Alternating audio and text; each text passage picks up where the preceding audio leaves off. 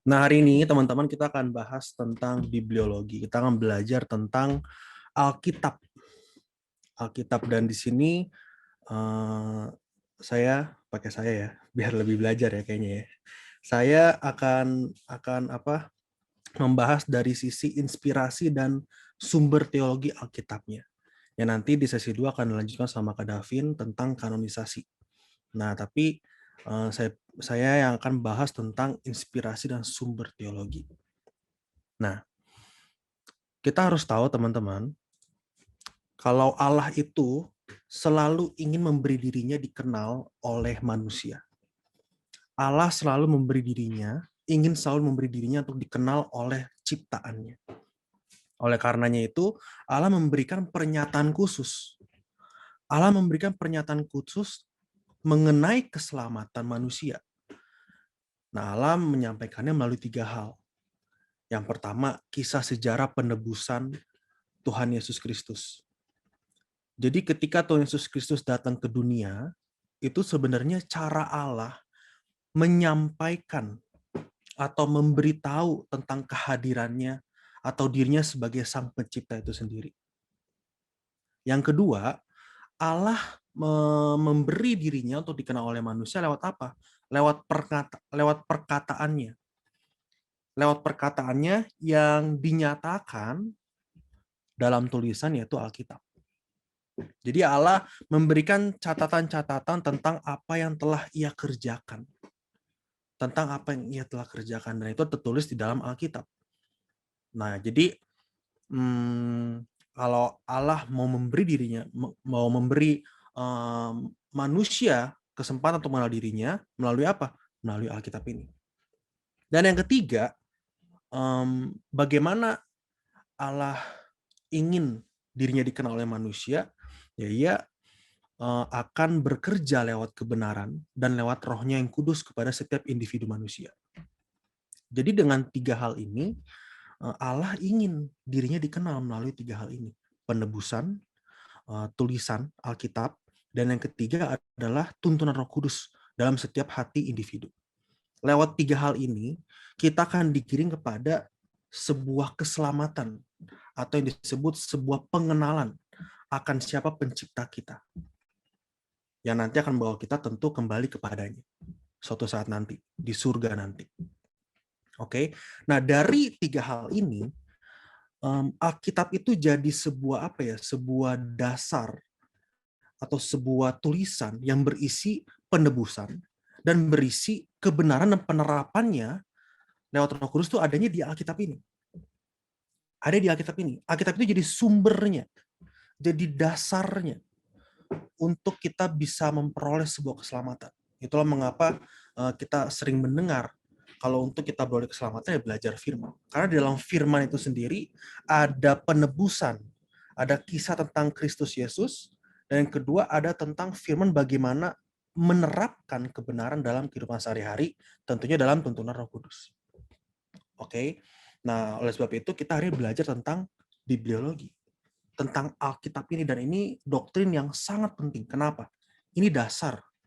Ini dasar untuk kita bisa menemukan kehidupan kekristenan yang sejati lewat Alkitab ini.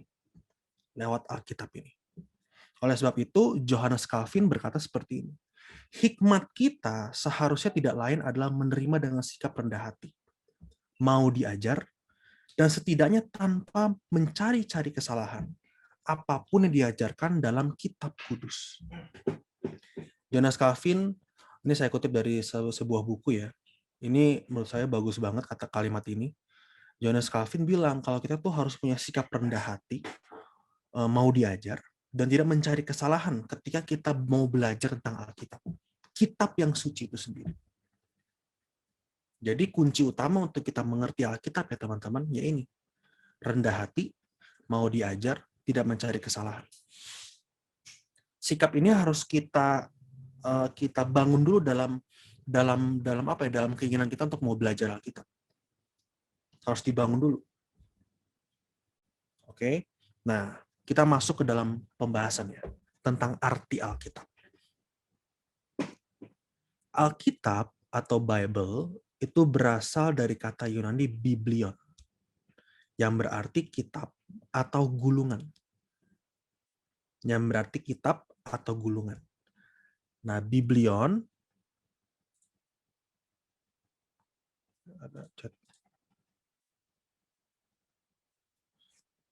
berasal dari biblos. Biblion berasal dari biblos, artinya pohon papirus yang banyak tumbuh di rawa-rawa atau pinggiran sungai Nil. Jadi waktu itu ada pohon papirus yang banyak tumbuh di rawa-rawa atau pinggiran sungai Nil. Nah, papirus inilah yang akhirnya, tumbuhan papirus ini akhirnya digunakan sebagai bahan yang dipakai untuk menulis Alkitab pertama kali. Nah, bentuknya seperti apa? Saya nggak munculin gambar di sini, tapi nanti teman-teman bisa searching di Google. Pohon papirus itu bentuknya seperti apa. Nah, itulah yang digunakan untuk menulis Alkitab pertama kali. Pohon papirus itu, gulungan itu. Oke. Nah, kitab suci dalam bahasa Yunani itu artinya graphe, berarti tulisan. Tulisan. Jadi kitab suci itu sebenarnya tulisan-tulisan, kalau kita boleh jujur. Kenapa tulisan-tulisan? Ya karena memang ditulis oleh para penulisnya. Di tokoh-tokoh perjanjian lama ditulis oleh banyak. Di perjanjian baru juga ada tokoh-tokohnya. Jadi emang Alkitab kita itu tulisan-tulisan. Makanya disebut graphe. Nah, ini pengetahuan umum. Tulisan dalam PL dibagi jadi 3 kelompok. Kitab hukum, para nabi, dan tulisan-tulisan seperti Mazmur. Dan akhirnya terkumpulkan menjadi 39 kitab. Sedangkan perjanjian baru memiliki 27 kitab. Nah, jadi kalau kita ditanya nanti arti Alkitab apa, artinya gulungan atau tulisan-tulisan. Tulisannya dari apa? Dari pohon papirus yang ditemukan di rawa-rawa atau pinggiran sungai Nil. Yang nanti kan seiring berkembang zaman nanti akhirnya pakai kulit binatang dan lain sebagainya. Oke, next. JM, izin JM, ini PPT-nya emang nggak gerak ya atau apa? Oh, gak gerak ya? Oke, sebentar. Ini gerak kok. Harusnya gerak. Oke, berarti tadi nggak lihat ya? Oke, bentar ya. Tadi sampai mana? Yang ini udah? Allah memberikan pernyataan khusus? Udah ya? Oke. Next. Yang ini udah? Tentang Calvin. Hikmah kita selalu tidak lain. Oke. Next. Ini tentang arti Alkitab. Tadi barusan saya jelasin. Papirus tumbuhan digunakan sebagai bahan untuk dipakai menulis Alkitab pertama kali, dan lain sebagainya. Oke, kita masuk ya ke slide selanjutnya. Permulaan Alkitab. Oke, permulaan Alkitab. Alkitab bermula dari sebuah inspirasi atau pengilhaman. Inilah yang dikatakan 2 Timotius 3:16. Segala tulisan yang diilhamkan Allah memang bermanfaat untuk mengajar, untuk menyatakan kesalahan, untuk memperbaiki kelakuan, dan untuk mendidik orang dalam kebenaran. Segala tulisan diilhamkan Allah. Jadi kalau ditanya Alkitab bermula dari apa? Bermula dari inspirasi atau pengilhaman. Dan kata diilhamkan dalam bahasa Yunani itu theopneustos. Theopneustos. Yang secara hurufiah berarti dihembusi atau itu nafas Allah. Jadi kalau kita mau baca ulang, segala tulisan yang dihembuskan Allah memang bermanfaat untuk mengajar, menyatakan kesalahan, untuk memperbaiki kelakuan, dan untuk mendidik orang dalam kebenaran. Jadi inspirasi ini awal mula dari terbentuknya sebuah tulisan yang ada di dalam Alkitab kita. Oke. Kenapa dikatakan dihembuskan Allah begitu ya? Kalau dari pengertian itu dihembuskan Allah, theos pneustos, berarti ini membawa kita kepada sebuah ineransi Alkitab. Atau bahasa Indonesia itu, Alkitab itu dapat diandalkan. Alkitab dapat diandalkan karena tulisannya dihembuskan langsung oleh Allah. Oke. Roh Kudus itu menginspirasi para pengarang-pengarang kitab suci. Sehingga para penulis, waktu menulis itu di bawah kendali, pengawasan, dan tuntunan kedaulatan Allah Roh Kudus. Jadi ketika para penulis menulis tulisan-tulisan itu, Roh Kudus itu yang menuntun para penulisnya. Itulah yang dimaksud dengan dihembuskan oleh Allah. Nanti kita akan belajar tuh tentang teori-teori yang ada. Sebagaimana tuh apa yang disebut dengan maksudnya tuntunan Roh Kudus itu seperti apa? Apakah benar-benar digerakkan oleh Roh Kudus atau memang ternyata manusia juga punya kehendak bebasnya untuk digunakan. Nah, nanti kita akan belajar. Nah, Alkitab ini dapat diandalkan. Kenapa? Karena ini langsung dihembus oleh Allah. Alkitab adalah benar dan tanpa kesalahan dalam manuskrip-manuskrip aslinya. Dan karena itu kita dapat mempercayai salinan-salinannya. Jadi, waktu pertama kali Alkitab ditulis ini, tulisan-tulisan itu ditulis, yang artinya lewat papirus ya, tangan papirus, itu tidak mungkin ada kesalahan. Tidak mungkin ada kesalahan. Inilah yang mendukung akhirnya Alkitab itu dapat diandalkan. Alkitab itu dapat diandalkan walaupun tertulis dari beribu-ribu tahun lah, beda zaman, penulisnya banyak-banyak segala macam, tetap bisa diandalkan. Kenapa? Karena penulis itu dituntun oleh Roh Kudus. Makanya Alkitab itu harus diinterpretasikan atau ditafsirkan secara benar agar tidak mengandung kesalahan. Nah, makanya kan waktu belajar Alkitab itu ya, kita perlu belajar hermeneutik, belajar eksegesis, belajar latar belakang, belajar konteksnya apa, sosial budayanya, masyarakat waktu itu bagaimana. Perlu belajar supaya ngerti. Penulis waktu itu ngomong atau tulis begini tuh tujuannya ke siapa? Konteks waktu itu bagaimana? Jemaat waktu itu bagaimana? Masyarakat itu bagaimana? Kalau kita dapat mengerti ini dengan benar, jelas tidak mungkin ada kesalahan dalam Alkitab. Tidak mungkin ada kesalahan. Tidak mungkin. Di dalam manuskrip-manuskrip aslinya, dan nanti kan ada salin-salinannya.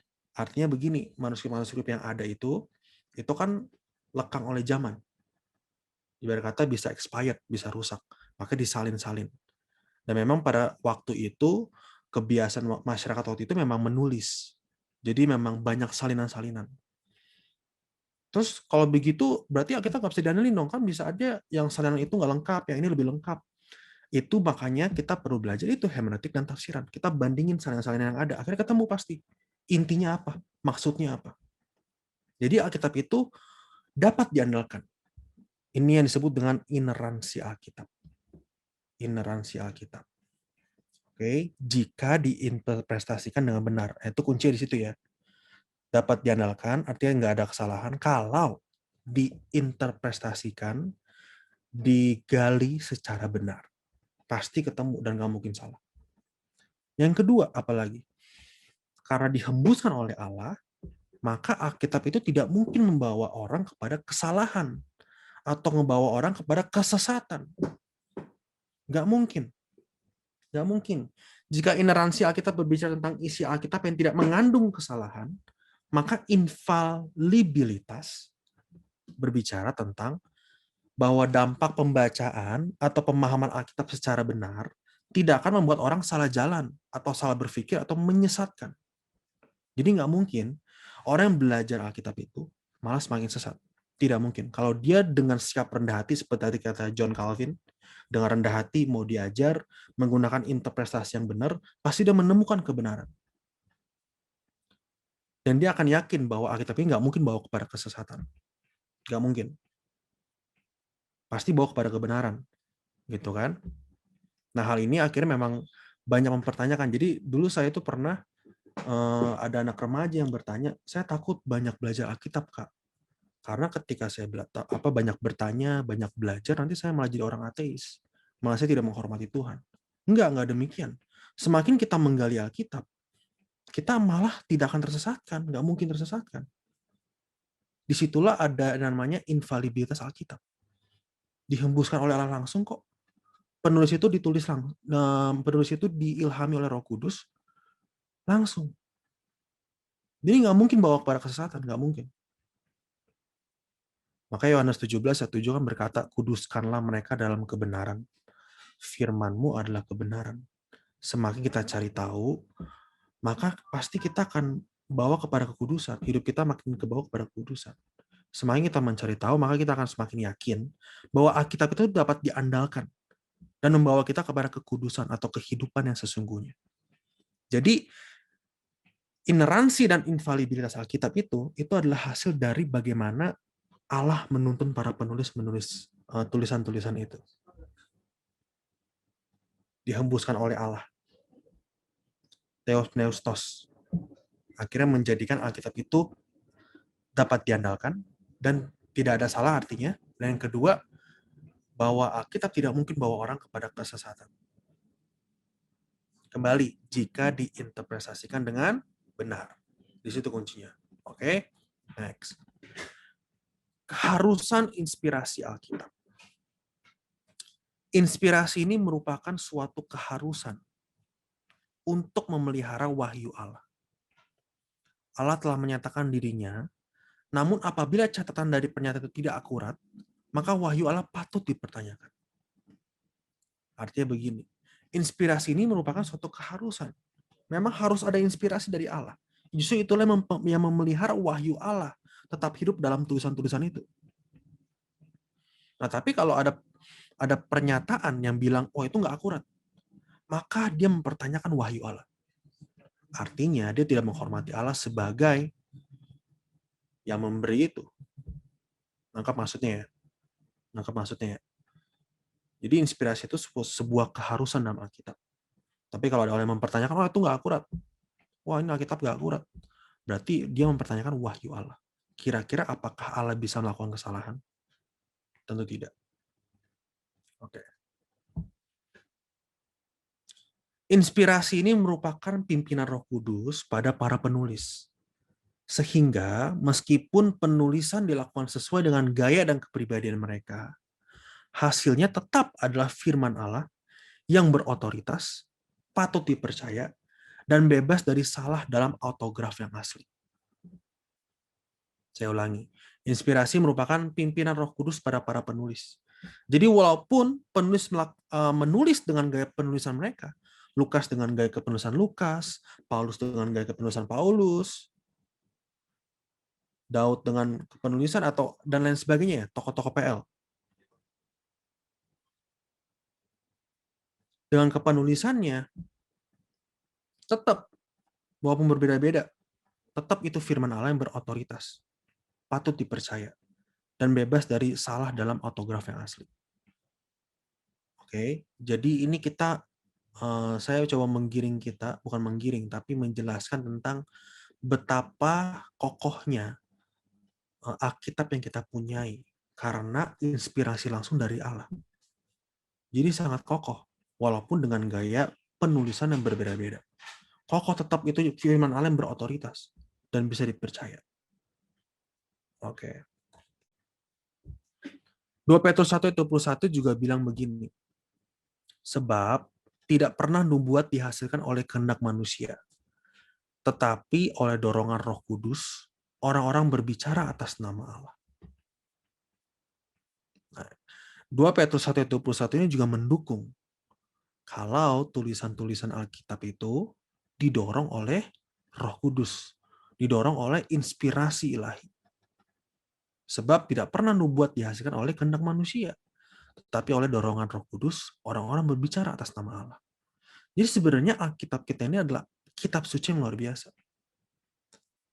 Sebuah kitab suci yang tetap hidup dan dapat diandalkan dalam logika. Kenapa? Saya bilang dapat diandalkan secara logika ya. Maksudnya dapat dimengerti secara logika. Kenapa?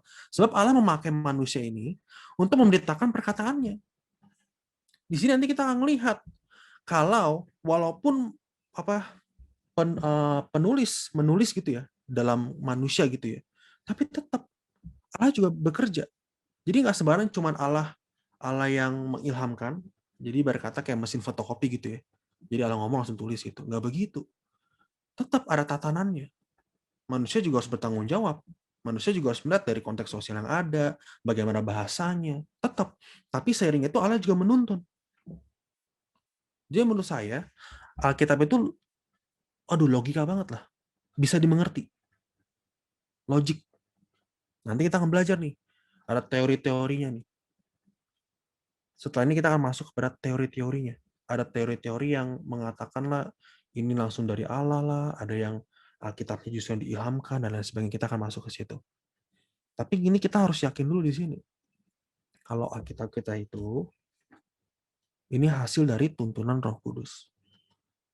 Hasil dari inspirasi ilahi. Hasil dari inspirasi ilahi yang tidak mungkin salah. Dan Allah juga bekerja dalam situ, tapi manusia juga bekerja di dalamnya. Nah, itu kan ngomongnya soal tatanan Allah ya. Ya kalau kita sering dengar firman Tuhan, pasti ngerti lah tentang tatanan ini. Oke, next. Nah, kita masuk ke dalam 3 teori ini. Jadi terdapat 3 teori teologis mengenai pengilhaman atau inspirasi. Yang pertama itu adalah teori mekanis. Teori mekanis. Jadi teori mekanis ini mengatakan bahwa Alkitab itu 100% itu dari Allah. Jadi seluruh teks atau kata-kata dalam Alkitab itu berasal dari Allah sepenuhnya atau didikte oleh Allah. Bahasanya begitu. Jadi Allah ngomong langsung tulis, Allah ngomong tulis. Jadi benar-benar dari Allah. Nah, kalau kita menganut teori mekanis ini, artinya secara detail itu semua dari Allah, ini sebenarnya jadi kita sama dengan saudara kita.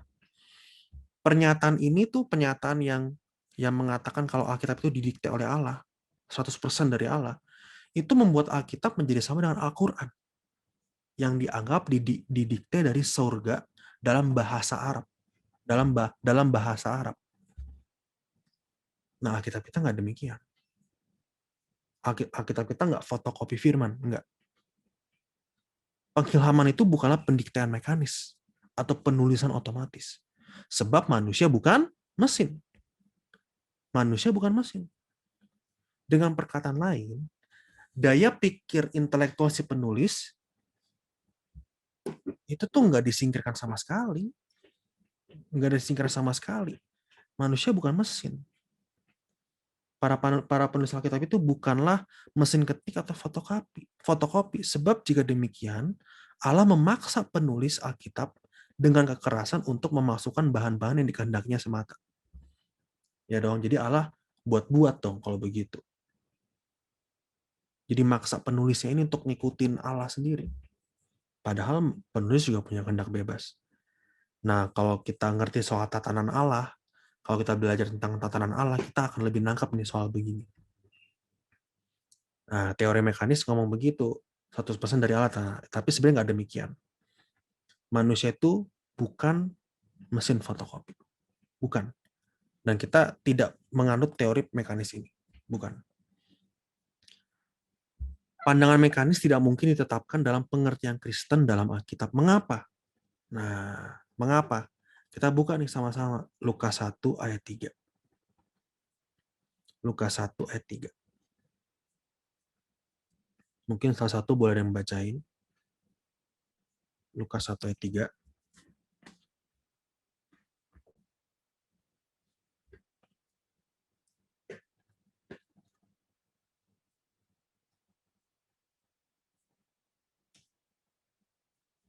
Ada yang bisa bacain? Lukas 1 ayat 3.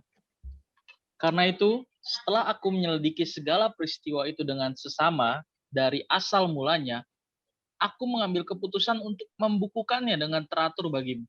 Nah, Lukas 1 ayat 3 nunjukin bahwa Injil yang ditulis oleh Lukas adalah surat yang ditujukan kepada Theophilus sesudah ia melakukan penelitian kebenaran berita Injil Yesus Kristus. Tuh. Jadi tetap ada usaha manusia di sini.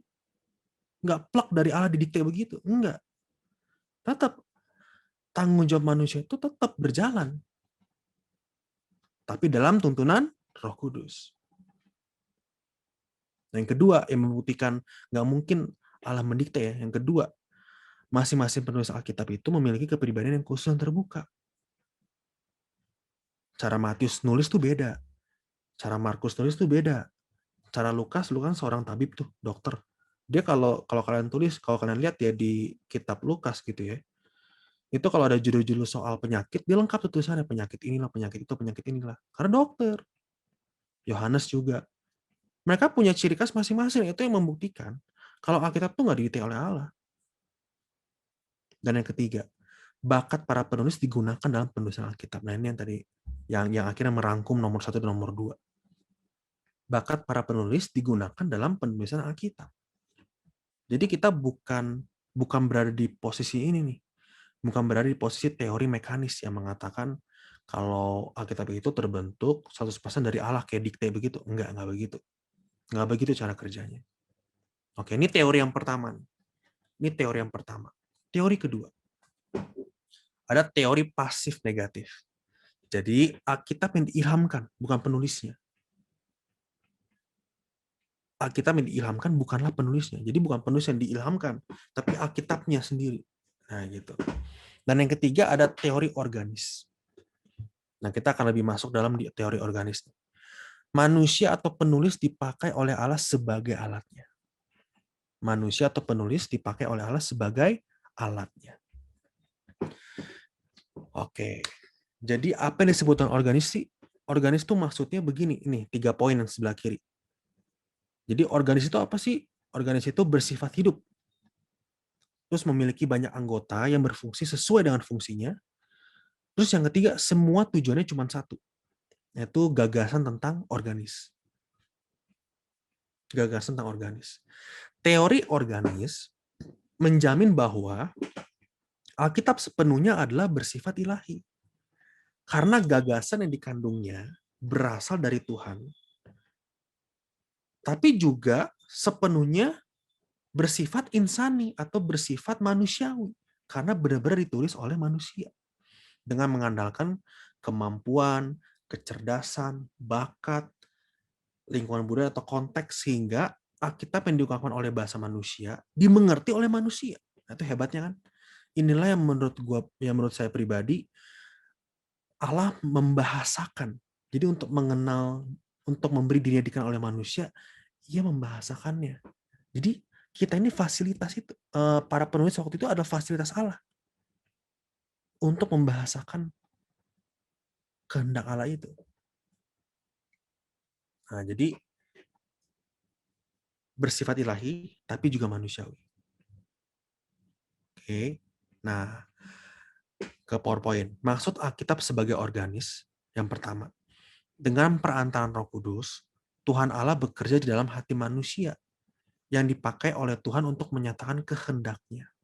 Dengan memberikan gagasan, dorongan kepada orang tersebut untuk menyampaikan firman, baik secara lisan ataupun tertulis. Oke, buka dulu. Matius 1 ayat 22. Boleh tolong bacaan lagi Matius 1 ayat 22. Matius 1 ayat yang ke-22. Hal itu terjadi supaya genaplah yang difirmankan Tuhan oleh Nabi. 23-nya juga nggak? Ya, boleh. Sesungguhnya anak darah itu akan Matius 1 ayat Matius, 22, langsung ke Matius 2 ayat 15. Nah. Matius 2 ayat 15. Ya. Oke.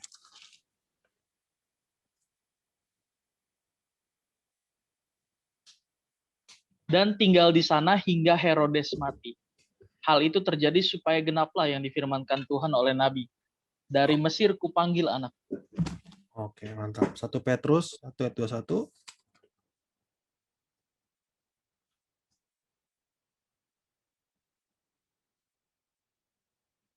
1 Petrus berapa?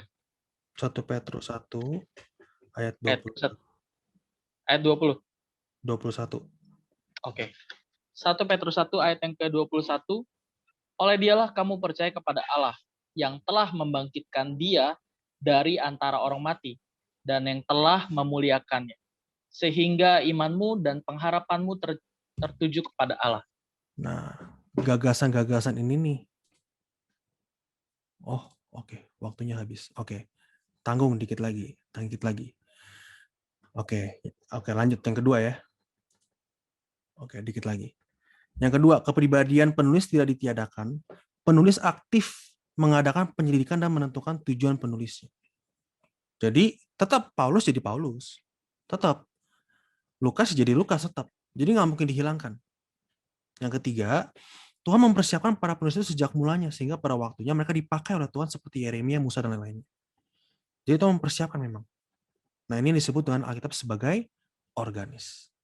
Oke, next. Berhubung waktu, jadi tinggal satu slide lagi setelah ini. Teologi. Teologi berawal dari Allah, berpusat pada Allah, dan berpuncak atau berakhir pada Allah.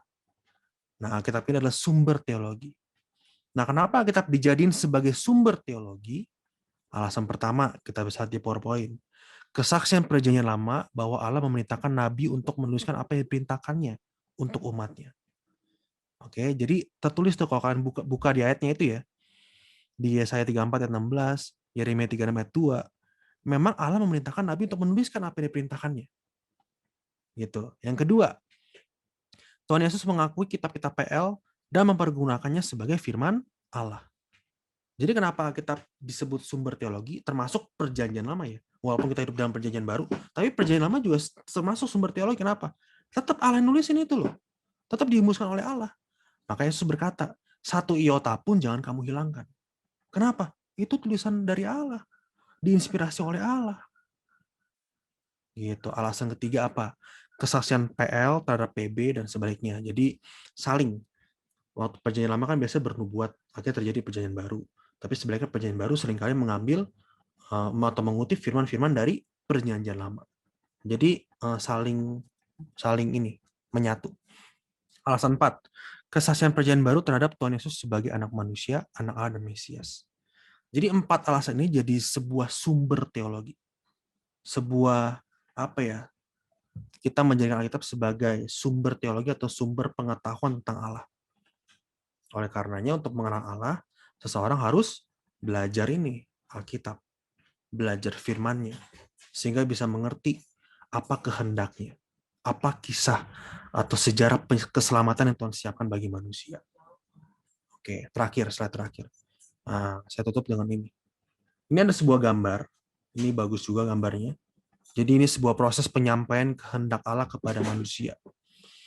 Jadi lewat pemikiran dalam pikiran Allah, diwahyukan ke pikiran pengarang manusia, kemudian terjadi inspirasi di situ. Manuskrip-manuskrip Asia Alkitab. Habis itu terjadi kanon. Nanti akan dibahas sama Kak Davin. Terjadi koleksi 66 kitab. Terus ada kritik teks yang akhirnya menghasilkan Alkitab Ibrani dan Yunani modern. Terus diterjemahkan lagi dengan berbagai terjemahan Alkitab. Salah satunya terjemahan bahasa Indonesia. Habis itu apa? Diinterpretasikan nih kepada pikiran kita hari ini. Yang pikiran kita itu diiluminasi oleh Roh Kudus. Jadi waktu kita baca kitab kan sering kita dapat kayak, oh gini, oh gitu. Atau nanti kita dapat sesuatu yang baru lah dari baca Alkitab gitu. Itu ada pelayanan Roh Kudus sewaktu kita menggali Alkitab. Akhirnya ketika kita terapkan, terjadi apa? Terjadi perubahan dalam hidup kita. Nah, ketika kita berubah hidup kita memberitakan perubahan itu dengan teladan dan dengan perkataan, akhirnya kehidupan orang lain juga berubah. Nah, ini prosesnya. Nah, sekian dari sesi 1 hari ini, malam ini. Thank you. Ya, silakan Kak Roy. Kalau dilihat dari slide pertama, coba DM. Slide pertama. Itu kan ada Tuhan tuh mau dikenal dari penebusan, ya tulisan, sama karya Roh Kudus ya. Tahu Alkitab harusnya bersumber atau berarah 3 itu ya harusnya minimal. Yang paling pertama tuh kan. Ya 3 itu ya. Nah, kalau Alkitab itu nggak bakal bikin orang sesat kalau diterima dengan rendah hati. Tadi begitu ya penjelasannya kalau saya nggak salah ingat. Nah, kalau dari pembelajaran teologi itu hanya ditekankan kepada 3, harusnya gereja nggak sebanyak ini ajarannya gitu ya. Karena penekanannya kan ada 3 itu. Nah, bagaimana kalau gereja sistemnya atau pengajarannya di luar itu? Ataukah apakah dia tidak menerima Alkitab dengan rendah hati? atau berhubungan dengan inspirasi yang dia dapat dari Roh Kudus gitu.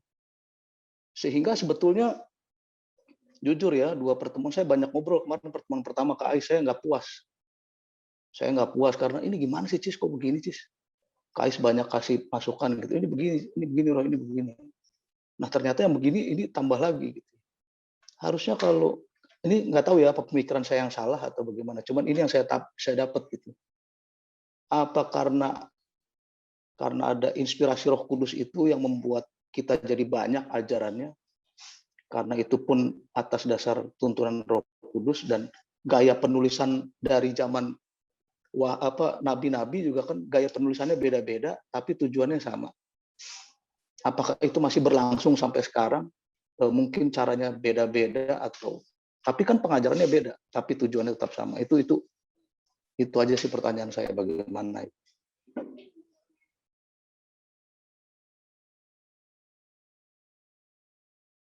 Masih di mute, Jem. Oke, udah? Oke. Udah. Jadi sebenarnya isi dari Alkitab itu, dari Kejadian sampai Wahyu itu, sebenarnya temanya cuma satu. Bagaimana Allah menyelamatkan manusia. Bagaimana proses Allah menyelamatkan manusia. Dari Adam sampai ke Wahyu. Kita ketemu langit baru, bumi baru. Sebenarnya intinya di situ. Intinya di situ. Nah, Alkitab kan tadi dalam hal menjelaskan ini dari 3 pernyataan ini, itu maksudnya ngejelasin tentang bagaimana proses atau intinya itu kan tentang penebusan Kristus Yesus. Intinya tentang dari perjanjian lama, ini kan ngomongnya soal nubuat-nubuat soal Mesias yang akan datang nanti, yang akan menyelamatkan. Ketika perjanjian baru, akhirnya datang Tuhan Yesus Kristus.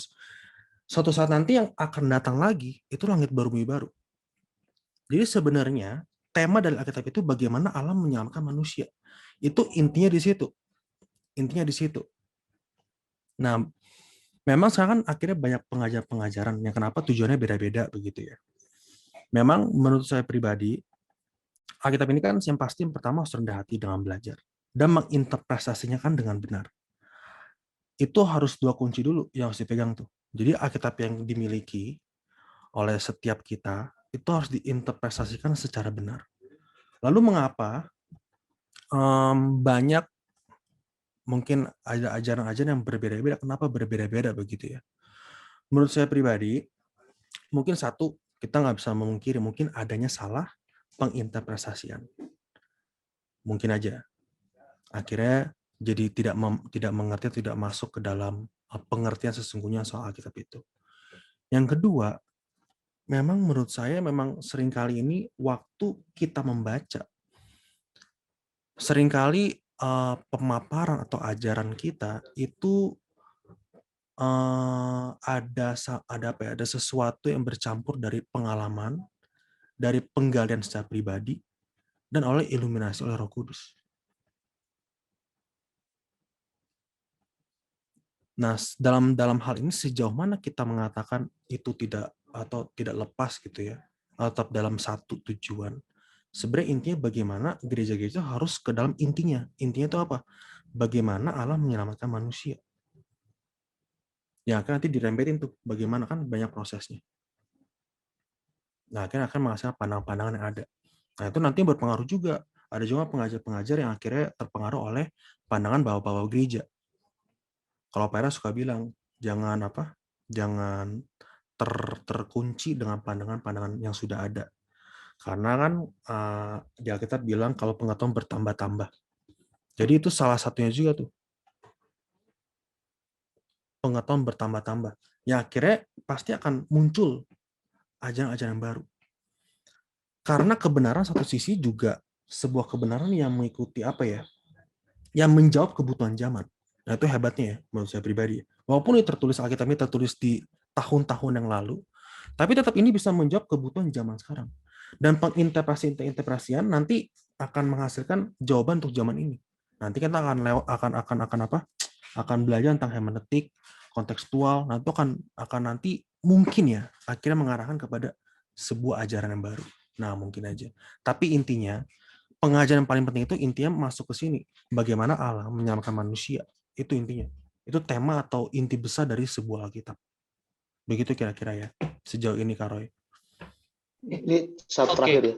Terakhir, Bet. Kak Roy, sorry Kak Roy. Hah? Ini Oh, kita begitu. break dulu. Oke, oke. Jadi nanti break Oke, 10 oke. menit. Kak Roy boleh lanjut nanti. Kak Roy. Apa? Thank you, Bet. Cuman satu pemikiran saya, kalau kayak begitu berarti sorry ya. Dulu kita sebelum kenal yang ini, pengajaran ini, saya ikut juga kan ya ke school, kalau di Mawar Saron namanya School of Ministry SOM ya. Ini bilangnya karena kita lagi belajar Bible, Alkitabnya sama tapi pembahasannya nggak ini.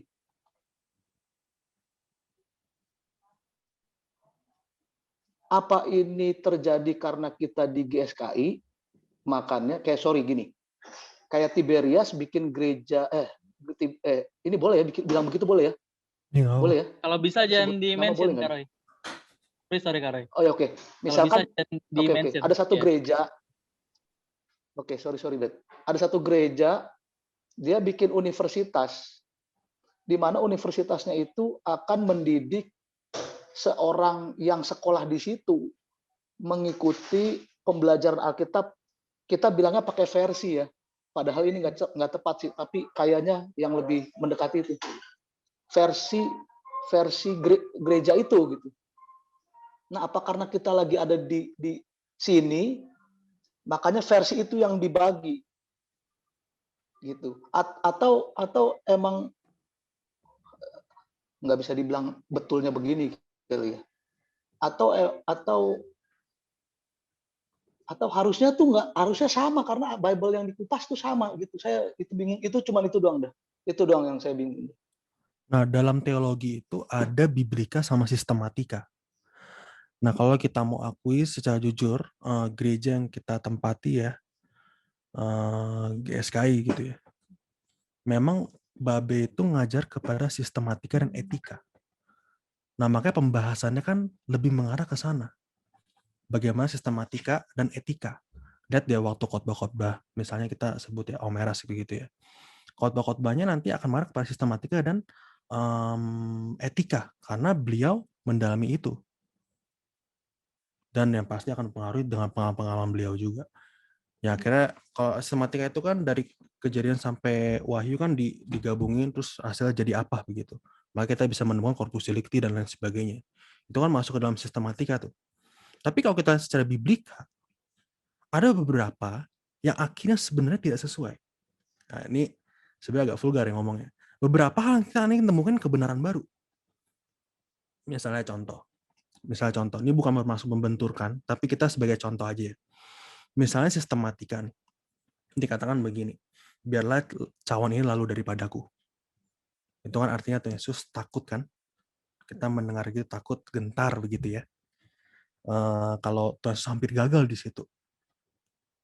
Tapi kalau kita lihat dari tradisi Yahudi, waktu seseorang tradisi Yahudi perjamuan makan begitu, biarlah cawan lalu ini daripadaku, itu maksudnya cawan pertama yang diputer, itu ada anggur. Nah, anggur yang paling atas itu paling pahit, baru bawahnya manis. Nah, tapi dalam tradisi Yahudi secara biblika gitu ya, kita bisa ngelihat, biarlah cawan itu lalu daripadaku. Artinya begini, cawan itu yang pahit itu, biar aku dulu yang minum. Berarti itu artinya Tuhan Yesus tidak gentar atau tidak takut. Justru Tuhan Yesus makin mengiyakan.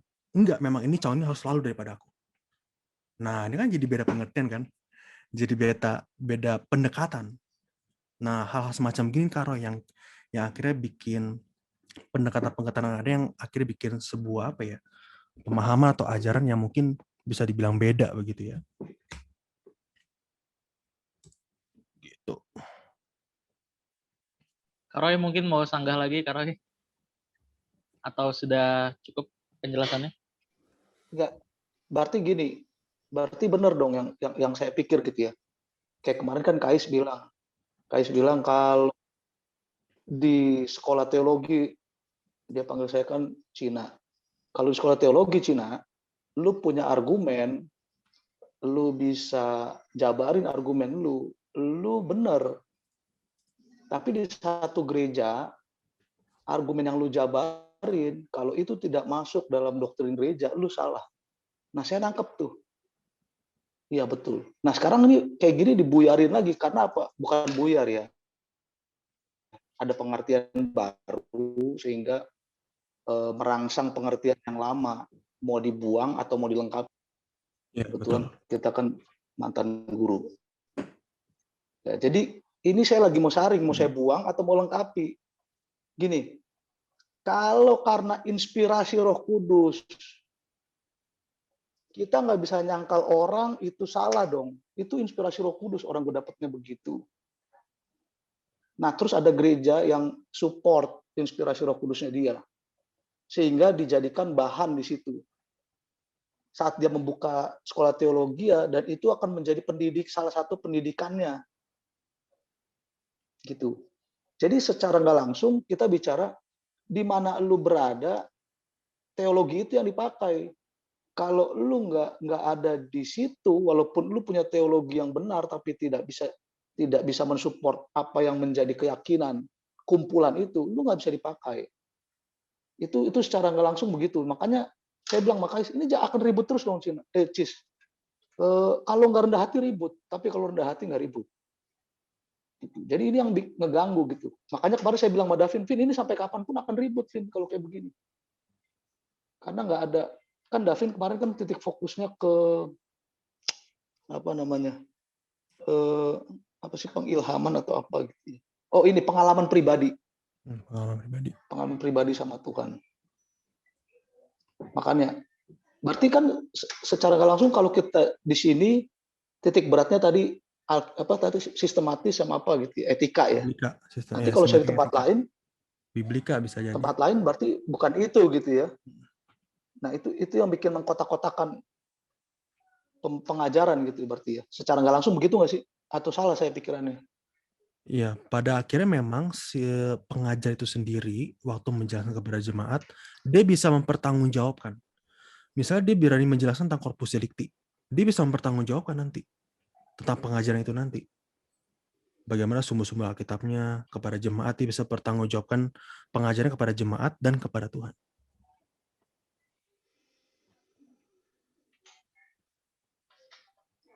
Kalau ditutup dengan begitu, penginjilan nggak jalan kayaknya, Em.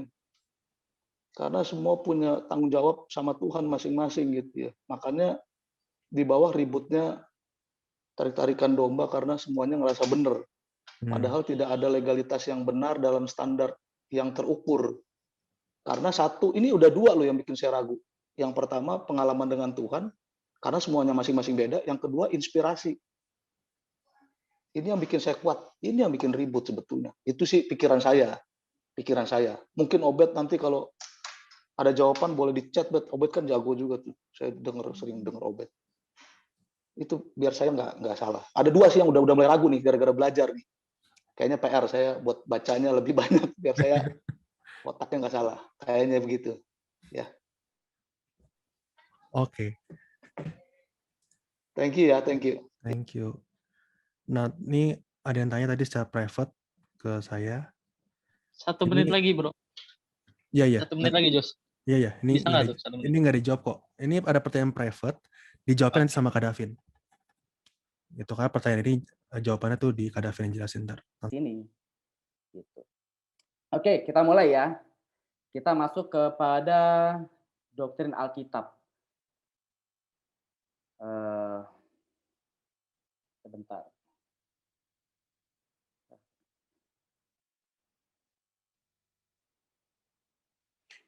Nah, PowerPoint saya udah kelihatan belum? PowerPoint aku, teman-teman. Kelihatan, bro. Kelihatan. Oke, udah kelihatan ya. Kita masuk ke doktrin Alkitab, lanjutan daripada Kak Yosua tadi ya. Kita masuk kepada kanonisitas ya. Membahas kanon sebenarnya membutuhkan satu pertemuan, ya 1 jam. Tapi saya di sini hanya membahas singkat dan akan menjawab pertanyaan yang tadi ditanyakan ya. Pertama gini, mempelajari kanon Alkitab itu berarti mempelajari bagaimana Alkitab yang berjumlah 66 kitab. 66 kitab ini kitabnya Protestan ya, bukan Katolik ya. Jumlahnya 66. Kalau Katolik kan ada Deuterokanonika. 73. Di dalamnya 73 ya. Oke. Di dalamnya dapat diterima oleh gereja Tuhan di seluruh dunia. Ya. Katolik pun juga terima 66 ini. Ya. Kata kanon itu berasal dari bahasa Yunani, yaitu kanon, yang artinya tongkat. Jadi ini sebuah tongkat pengukur. Dan biasanya dipakai sebagai norma atau standar untuk menilai sesuatu. Nah, tongkat pengukur itu biasanya kayak penggaris. Sekarang tuh kayak penggaris, teman-teman. Ya, tongkat pengukur atau buluh. Nah, di dalam abad kedua, ya tahun 200-an, orang-orang Kristen itu sudah mengerti pemakaian kanon sebagai buku-buku yang menjadi sumber pengajaran dan aturan atau standar hidup mereka. Ya. Jadi ada buku-buku yang dikanonkan, jadi alat ukur. Alat ukur apa? Alat ukur untuk mengajar. Nah, jadi kanon Alkitab itu berarti semua kitab dalam PL dan PB yang diyakini sebagai firman Allah karena kepenulisannya itu diilhami oleh Roh Kudus. Tentu kita akan bersinggungan dengan ilham Roh Kudus di sini. Kenapa begitu? Ya, karena 66 kitab ini sampai ada hari ini, itu bukan satu kebetulan kalau bagi saya. Pasti ada tangan Tuhan yang menjaga. Tangan Tuhan yang menjaga. Gimana coba bayangin, dari 3.500 tahun yang lalu, kitab Kejadian ditulis, itu bisa ada sampai sekarang. Nggak hilang. Tulisan-tulisannya Philo, sejarawan Yahudi, tulisan-tulisannya Plato, Aristoteles, itu banyak hilang. Walaupun ada beberapa yang ditemukan ya. Tapi tulisan-tulisan kitab suci, Alkitab kita, itu tetap ada sampai hari ini. Bahkan, ya yang tadi udah dipelajarin, dari Kejadian sampai Wahyu itu punya benang merah. Apa? Sejarah keselamatan yang dikerjakan oleh Tuhan Yesus. Oleh karena itu, yang menyebabkan suatu kitab dapat diterima atau dikanonkan sebagai bagian dari Alkitab adalah Roh Kudus yang memberikan otoritas pada tulisan itu, yaitu kepenulisannya diilhami oleh Roh Kudus. Ya. Salah satu ciri yang pasti kitab tersebut diilhami oleh Roh Kudus adalah kitab ini pasti ditulis oleh nabi dan juga rasul. Dua kriteria ini, nabi atau enggak rasul. Sebab merekalah yang mendapatkan wahyu dan pengertian dari Allah. Di sinilah kita dapat mengerti bahwa hanya 66 kitab dari sudut pandangnya Protestan, ya, yang diakui sebagai tulisan yang diilhami oleh Roh Kudus. 66 kitab, Kejadian sampai Wahyu. Ya, Kejadian sampai Wahyu. Gimana yang Deuterokanonika? Nanti kita akan sedikit bahas soal itu. Ya. Jadi 66 kitab ini dianggap diilhami oleh Roh Kudus. Nah, saya mau tambahkan di sini, teman-teman. Memang ukuran kanon itu adalah pengilhaman Roh Kudus. Tetapi dalam hal ini, gereja itu ambil bagian dalam menentukan kanonisitas. Ya. Secara singkat aja ya, aku jelaskan ya. Jadi ini kan 66 kitab ini diterima itu enggak langsung plek diterima oleh semua gereja, enggak.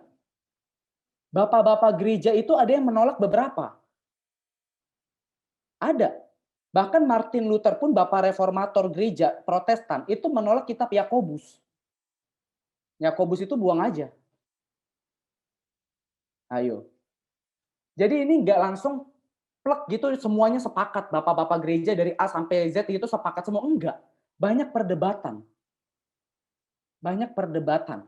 Ada yang cuma terima 4 Injil. Ada yang cuma terima Injil Matius sampai Lukas. Injil Yohanes dibuang. Ada yang terima juga cuma Injil Lukas dan Kisah Rasul. Gitu. Ada yang terima surat-surat Paulus, tapi surat-surat Paulus pun ada beberapa yang ditolak gitu. Nah, lalu gimana terbentuknya? Melalui kesepakatan, konsili, namanya konsili. Saya lupa di konsili apa ya? Kalkedon kalau nggak salah ya. Iya kalau nggak salah. Nikea atau Kalkedon ya, tahun 400-an. Baru Alkitab kita sah 66 ini yang diilhamkan oleh Roh Kudus. Gitu. Jadi ada andil gereja juga. Nah, ini kan nanti buat kita bingung. Waduh, kalau gitu gimana kita tahu apa yang ini yang benar atau yang salah gitu kan? Gimana kita tahu? Begini teman-teman. Yang namanya beriman pada Tuhan, kita harus mempercayai Dia akan menyertai kita ketika kita belajar firman-Nya. Itu dulu. Kita harus punya pemahaman itu dulu. Tuhan pasti sertai kita ketika kita berusaha mencari Dia. Nggak mungkin. Ya, nggak mungkin. Jadi kalaupun ternyata misalnya ribuan tahun yang lalu ada bapak gereja salah gitu ya, memasukkan kitab A ke dalam kanon, ternyata itu bukan ditulis oleh rasul dan ternyata itu tulisan palsu. Ya. Kita harus percaya dalam keterbatasannya, dalam kesalahan itu pun, Tuhan pun akan bekerja untuk menuntun kita menemukan pribadinya. Itu yang harus diterima. Tapi kalau yang saya pahami, 66 kitab ini, semuanya benar-benar ditulis oleh Rasul dan para Nabi. Nanti kalian bisa cek waktu kalian nanti dapat mata kuliah PBU ya, pengantar perjanjian baru umum dan juga pengantar perjanjian lama.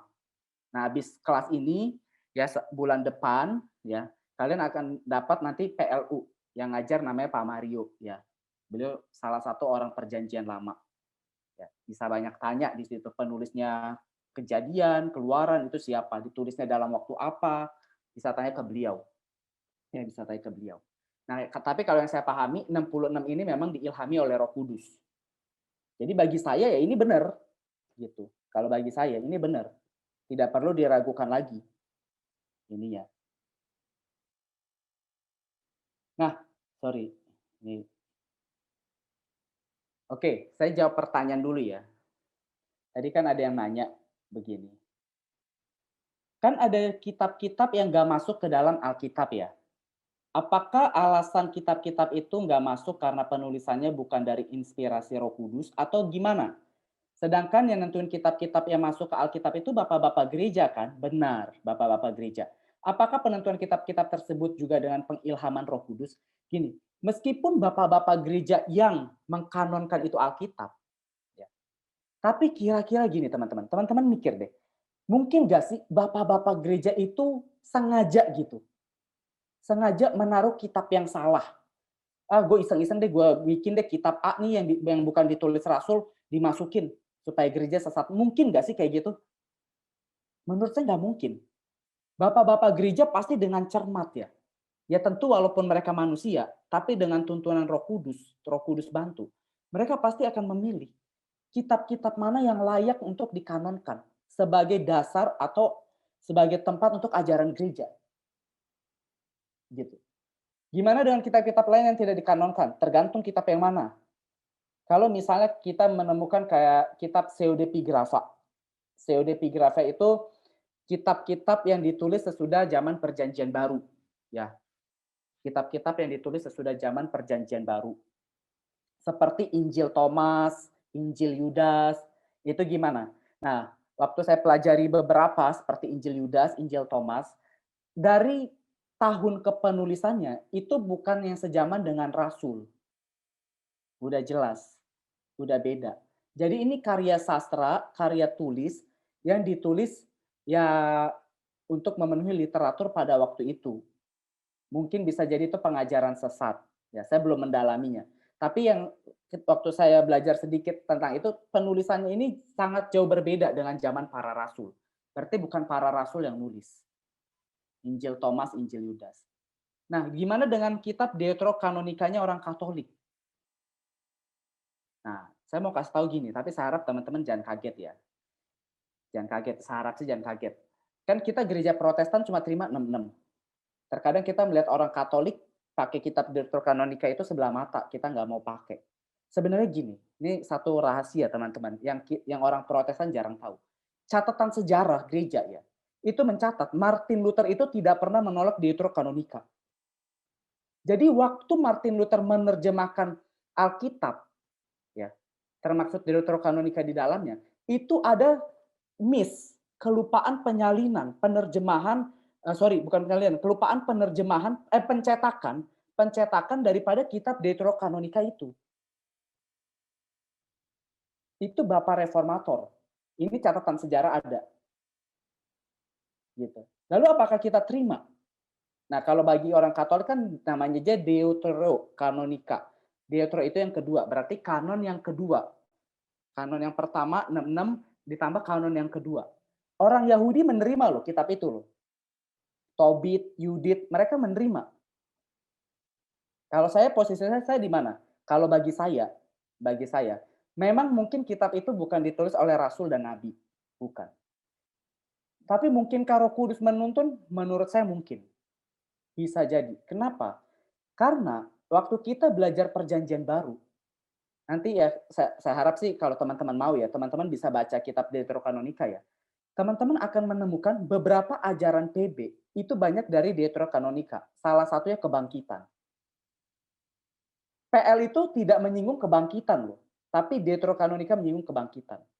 Lalu yang kedua, surat Yudas soal pengangkatan mayat Musa itu diambil dari kitab Deuterokanonika.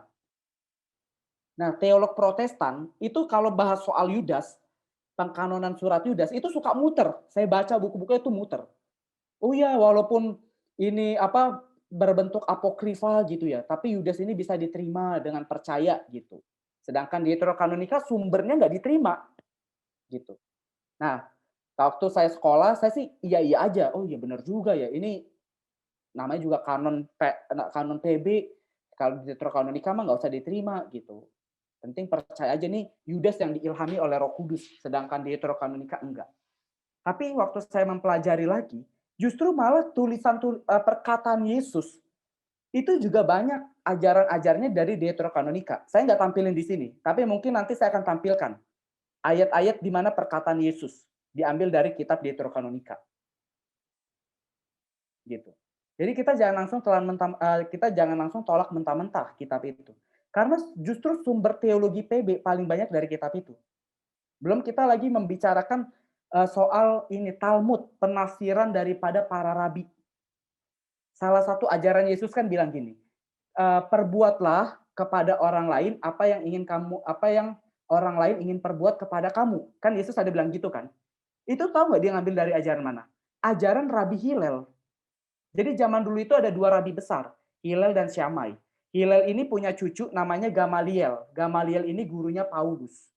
Nah, tafsiran Hillel ini yang paling banyak diambil sama Yesus. Salah satunya itu. Perbuatlah kepada orang lain apa yang orang lain ingin perbuat kepada kamu. Itu dari Hillel. Ajarannya Rabi Hillel. Gitu. Nah, kalau kita tahu ini kan kita jadi bingung, wah, ternyata gitu ya. Nah, jadi satu sisi kita juga mengerti gini teman-teman. Yesus pun belajar loh. Meskipun dia anak Allah, dia belajar. Dia belajar dari Hillel, ya, dari tafsiran Talmud pada masa itu, dari kitab-kitab perjanjian lama, kitab Yesaya, Mazmur, dari Deuterokanonika. Ya walaupun dalam ajaran Yesus dan Paulus tidak disebutkan nama-nama kitab Deuterokanonika, enggak. Tapi ada beberapa pengajaran yang mirip. Yang bahkan kalau saya katakan mungkin sumbernya ini dari Deuterokanonika. Apakah itu diilhamkan? Bisa jadi.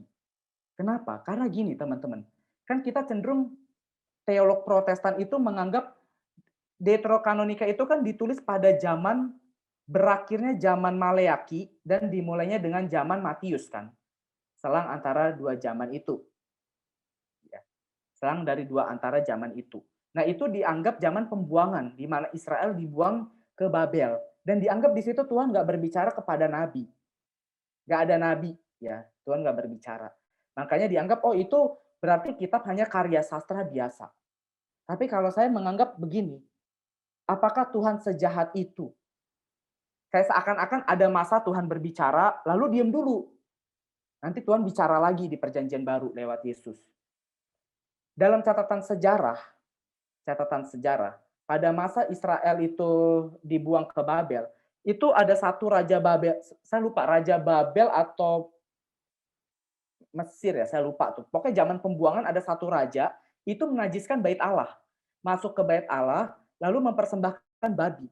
Dan catatan sejarah itu mencatat gini, ketika raja itu selesai mempersembahkan babi, nggak berapa lama kemudian raja itu mati. Karena kuasa Yahweh. Kalau begitu, apakah Yahweh tidak berbicara pada masa zaman, kalau dibilang tuh intertestamental period, zaman masa antara. Nah, nanti teman-teman belajar PBU, pengantar perjanjian baru, ada dijelaskan di situ. Ya, ada dijelaskan di situ. Nah, saya kasih tahu gini, kenapa teman-teman? Karena kita udah berakar dari tradisi. Ya, kita berakar dari tradisi. Ya, tradisi memang kita perlu lihat, tapi di balik itu kita tidak bisa melupakan catatan-catatan sejarah yang terjadi sebelumnya. Gitu. Supaya kita terbuka juga pikirannya, oh Yesus itu ternyata ada ngambil dari Deuterokanonika. Yesus itu ternyata ada ngambil dari Rabi Hillel. Begitu. Oh begini. Jadi dengan kita tuh nggak asal sembarangan ngecap ini kayaknya kitabnya nggak perlu. Tapi dalam konteks pengkanonan, 6:6 ini yang perlu dikhotbahkan. Lalu posisi saya di mana? Deuterokanonika perlu nggak dikhotbahkan? Kalau bagi saya nggak perlu. Tapi itu jadi acuan atau referensi untuk memahami perjanjian baru. Gitu. Ya, saya lihat muka-muka udah pada bingung ya. Aduh, mana ya? Bingung, gue bingung. Nggak apa-apa. Nggak apa-apa, teman-teman. Harus. Karena Tuhan kita itu Tuhan yang mahal, teman-teman. Tuhan kita itu bukan Tuhan yang gampang ditemui. Enggak. Ya. Jadi untuk mencari tahu Tuhan, mengenal Tuhan yang tidak terbatas memang kompleks. Memang kompleks. Dan dibutuhkan seluruh hidup, pikiran, perasaan, ya. Jadi memang ekstra maksimal. Tapi kalau teman-teman bisa lewatin fase ini, ya belajarnya giat, cari tahu tentang Tuhannya ekstrim gitu ya. Jam doanya kuat, jaga hidupnya juga benar-benar suci. Kalian pasti akan dipercayakan Tuhan itu firman-firman yang sebelumnya pendeta-pendeta lain tuh belum punya. Yang mungkin di zaman kita hari ini, ya, di generasi kita hari ini, kita yang akan dipercayakan firman-firman kebenaran yang lain. Yang sebelumnya belum tersingkapkan. Nggak menutup kemungkinan. Tapi ada harga yang harus dibayar. Ya, teman-teman jangan takut sesat, jangan takut gimana. Kan ada Kais juga ya, mentor di sini. Ya. Dan juga teman-teman ada waktu-waktu berdoa juga kan. Di situ teman-teman bisa gumulin ya, lewat hati, perasaan nanti Tuhan akan kasih tahu. Gitu. Kemustahilan. Oke, waktunya cepat ya, 15 menit lagi ya. Oke, nggak apa-apa. Katanya hari Rabu ada pertemuan ya, bisa ada diskusi ya, nggak tahu Bet ya. Mungkin nanti boleh kali ya di Rabu. Tapi mungkin Rabu aku bisa malam tuh bro. Mungkin kalau pada mau diskusi jam 9 Nanti kan. coba gue discuss dulu kali ya bro ya. Soalnya ada Ya. bentrok juga ternyata. Ya. Nanti dikabarin deh, nanti dikabarin. Gampang. Oke. Gitu. Oke, ini soal kanon ya, Hillel dan Shammai tadi yang nanya. Otoritas Alkitab. Pertama, Alkitab tidak mungkin salah. Ya, Alkitab adalah karya Allah yang di dalamnya mengandung kebenaran untuk mendidik. Tapi gimana? Di dalam kitab Kejadian, Allah berfirman pada Abraham, Israel itu akan di Mesir selama 400 tahun. Lalu di dalam Keluaran, pencatatan jumlah Israel, pencatatan tanggal lamanya Israel di Mesir itu 430 tahun. Beda dong. Lalu Keluaran mencatat jumlah Israel yang keluar 3 juta orang. Paulus justru bilang 3 juta lebih. Berarti salah dong, kontradiksi dong. Nah gini teman-teman, Alkitab tidak mungkin salah dalam hal berita utama, karya keselamatan Tuhan. Itu nggak salah. Lalu kalau kayak hal yang tadi, jumlah orang Israel, jumlah tahun lamanya orang Israel di Mesir, itu hal minor. Yang mana di situ justru kita bisa melihat, penulis Alkitab penuh dengan keterbatasan. Kalau saya memandang itu nggak masalah. Ya cuma beda berapa doang kan, beda 30 tahun gitu. Beda 30 tahun, itu hal minor yang tidak mempengaruhi keselamatan. Ya namanya juga manusia. Musa nulis kan bisa salah. Bisa salah juga. Tapi yang tidak salah itu berita utama keselamatan. Itu tidak mungkin salah. Lalu yang kedua, Alkitab adalah penyataan Allah. Dalam Alkitablah kita menemukan bahwa Allah menyatakan dirinya. Oleh karena itu bila seseorang mau mengenal Allah, dia harus membaca dan mempelajari Alkitab. Ya. Biasanya kalau gereja karismatik itu cuma kuat di berdoa kan. Gereja Protestan kuat di pendalaman Alkitab. Saya ingat dulu waktu saya di seminari ya, itu ada dosen bilang, kalian itu harus punya hati seperti orang Pentakosta, tapi punya otak, punya pengetahuan seperti orang Reform. Ya. Maksudnya apa? Hati yang seperti orang Pentakosta kan apa sih? Doanya tuh kuat. Orang Pentakosta tuh doa bisa 3 jam, 4 jam. Om Eras kan gitu kan. Doa tuh 3 jam. Lama. Pak Niko berjam-jam. Pak Om Yakob juga berjam-jam. Tapi kalau orang Reform itu kuat di pengetahuan. Bukunya banyak. Sekalinya buat satu khotbah itu bisa pakai 5 buku. Nah, waktu dibilang punya hatinya orang Pentakosta, otaknya orang Reform artinya apa? Mengasihi Allah itu secara totalitas. Ya, saya terapkan ini teman-teman walaupun jatuh bangun ya, walaupun jatuh bangun. Punya waktu berdoa sehari berapa jam, lalu punya waktu belajar Alkitab. Nah, seperti ini baca buku teologi. Kadang saya bingung, teman-teman masih taraf bingung di sini. Saya kemarin pinjam buku Obed ya tentang api penyucian purgatori. Karena ada yang bilang, ada pandangan bilang, bahkan orang Yahudi itu menganut pandangan adanya api penyucian. Yahudi loh. Ini Yahudi, purgatori. Jadi saya cari tahu kan, waduh, mikir gimana ya. Kadang berdoa, waktu lagi memperkarakan itu berdoa, kadang lagi baca lagi gitu ya, mikir, merenung gitu. Capek. Tapi yang kita harus percaya satu hal, Roh Kudus pasti pimpin. Selagi hati kita rendah hati, mau dipimpin oleh Roh Kudus, ya, tidak punya niat jahat, kayak niat misalnya mau nyerang doktrin A gitu ya, wah gue mau serang ini doktrin, lalu kita cari tahu doktrin lain, nah itu udah niat jahat ya, atau niat mau menyalahkan Alkitab, itu udah niat jahat. Tapi selagi hati kita tenang, hati kita rendah gitu ya, dengan hati yang memang mau tahu kebenaran, mau tahu Tuhan ya, mau mengenal Tuhan lebih dalam lagi, dan waktu-waktu berdoa kita ada, lalu tekun menjaga hidup kita bersih di hadapan Tuhan, Roh Kudus pasti tuntun. Ya. Jadi teman-teman jangan takut untuk belajar lebih dalam.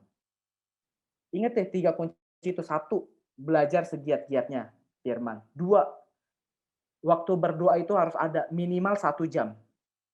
Kalau buat saya minimal 1 jam untuk teman-teman. Kenapa? Karena teman-teman sekolah teologi minimal 1 jam. Harus punya waktu berdoa di kaki Tuhan. Yang ketiga apa? Yang ketiga itu menjaga hidup tetap bersih. Pasti Roh Kudus tuntun 3 hal ini ya. 3 hal ini punya pasti Roh Kudus tuntun. Dan nggak mungkin Tuhan nggak nyingkapkan banyak kebenaran lainnya.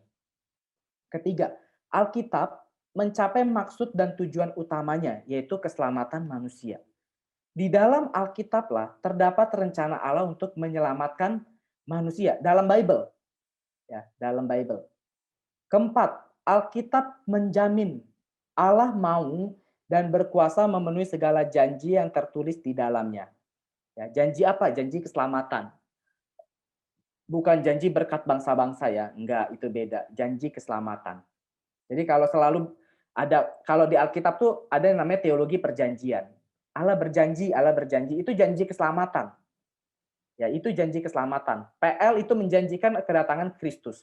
PB menjanjikan Kristus datang untuk kali yang kedua, menjemput kita ke langit yang baru dan bumi yang baru.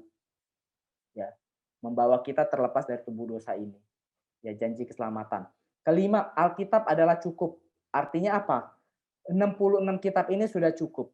Tidak perlu ditambahkan dan dikurangkan, ya. Gimana dengan yang Deuterokanonika dan kitab-kitab yang lain, itu jadi sarana pembelajaran aja, tidak perlu dikhotbahkan. Ini kalau bagi saya ya, tidak perlu dikhotbahkan. Dan yang terakhir, Alkitab itu terang. Maksudnya adalah Alkitab sebagai penuntun hidup manusia. Tidak ada kehidupan yang lebih baik bagi manusia selain yang ditawarkan oleh Alkitab. Oke, sampai di sini aja, kita masuk tanya jawab. Yuk, kita masuk tanya jawab. Teman-teman yang mau tanya langsung aja ya. Boleh di-unmute Ya, atau lewat chat.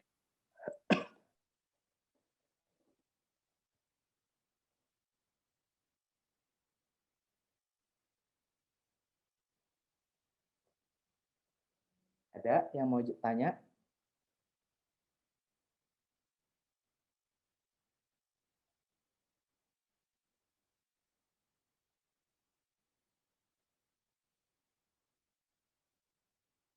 Ada?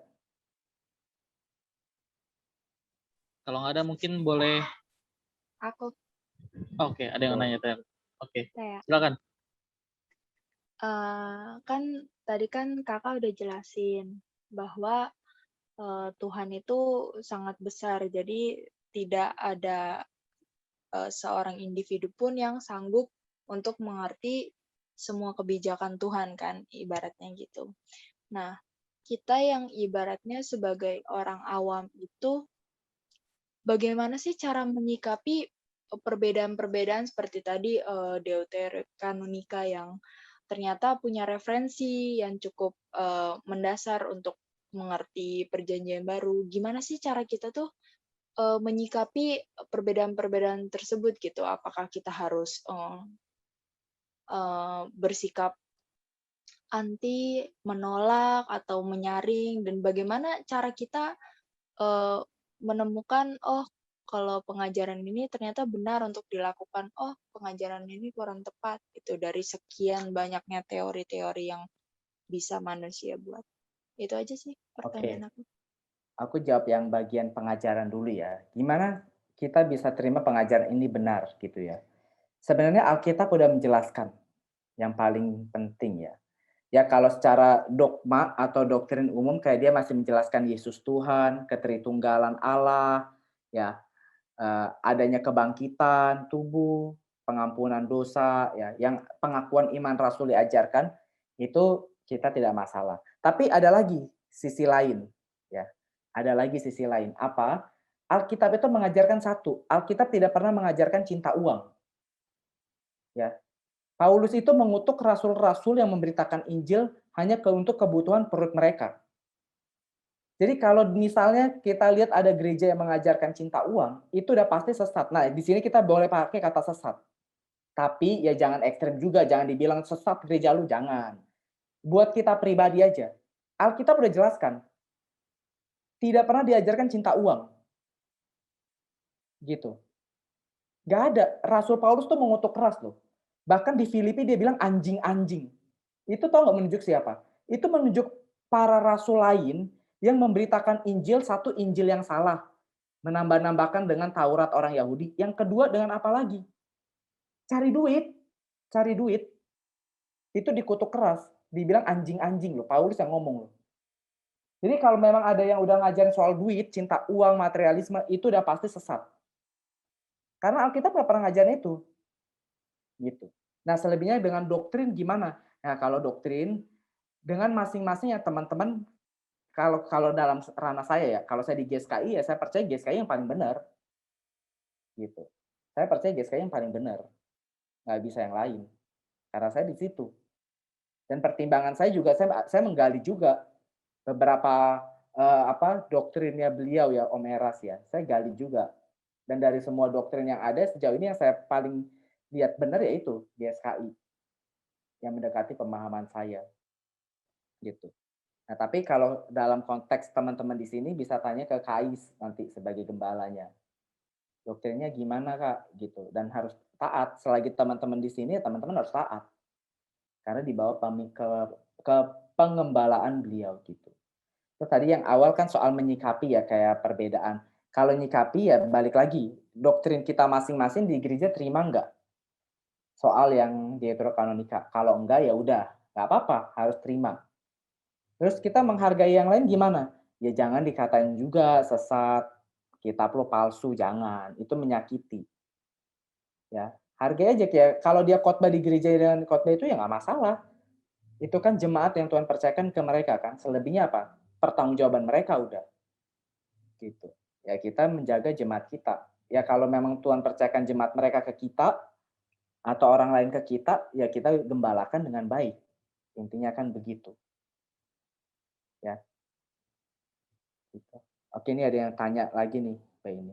Kak, kalau tadi Kak Davin bilang penulis Alkitab juga bisa salah dalam menulis.